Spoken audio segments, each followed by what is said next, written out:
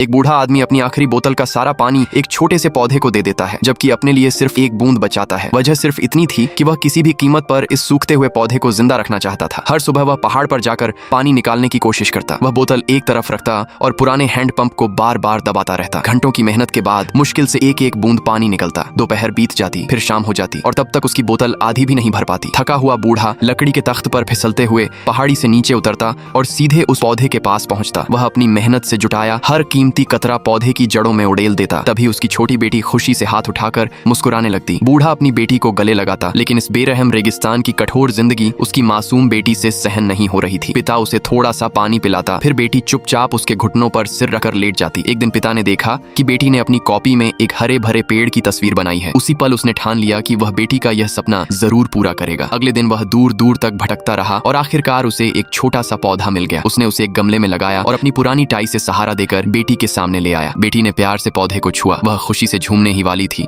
कि अचानक तेज खांसी शुरू हो गई। पिता घबराकर पानी का बर्तन उसकी ओर बढ़ाता है, लेकिन बेटी खुद पानी पीने की बजाय वह पानी पौधे में डालने लगती है। पिता तुरंत उसे रोकता है और प्यार से पानी पिलाता है। समय बीता गया, लेकिन एक दिन जब पिता घर लौटा तो उसने अपनी बेटी को मौत के कगार पर पाया। वह पूरी तरह टूट गया। गुस्से और बेबसी में उसने पौधे को उखाड़कर दूर फेंक दिया, लेकिन जैसे ही उसकी नजर बेटी की बनाई हुई पेड़ की तस्वीर पर पड़ी, उसकी आंखों से आंसू बह निकले। वह दौड़कर पौधे को वापस उठाता है, फिर उसे दोबारा मिट्टी में लगाकर अपनी बची हुई सारी कीमती पानी की बूंदें उसकी जड़ों में डाल देता है। दृश्य बदलता है। 50 साल बीत चुके हैं। अब वह बूढ़ा हो चुका है, लेकिन उसका हौसला नहीं टूटा। पौधा अभी भी बहुत छोटा है, फिर भी वह हर दिन उसी लगन से पानी लाता है। एक दिन जब वह हमेशा की तरह पानी भर रहा था, तभी दूर आसमान में भयानक रेत का तूफान उठता दिखाई दिया। वह भागता हुआ नीचे आया और पौधे को बचाने के लिए चारपाई का लोहे का ढांचा उसके चारों ओर खड़ा कर दिया, लेकिन तूफान इतना भयंकर था कि ढांचा भी उड़ गया और बूढ़ा भी रेत में गिर पड़ा। फिर भी वह हार नहीं मानता। वह अपनी पूरी ताकत से पौधे को सीने से लगाकर उसकी रक्षा करता रहा। रेत का तूफान उसके घर को भी निगल गया, लेकिन बूढ़ा आखिरी सांस तक उस पौधे को नहीं छोड़ता, क्योंकि वही उसकी बेटी की आखिरी याद और उसकी जिंदगी की आखिरी उम्मीद थी। आखिरकार भीषण तूफान ने बूढ़े को भी रेत के नीचे दफना दिया। न जाने कितना समय बीता। जब उसने दोबारा अपनी आंखें खोली तो सामने उसकी प्यारी बेटी मुस्कुरा रही थी। इस बार न दर्द था, न प्यास, न रेगिस्तान। पिता और बेटी हमेशा हमेशा के लिए फिर से एक दूसरे के साथ थे।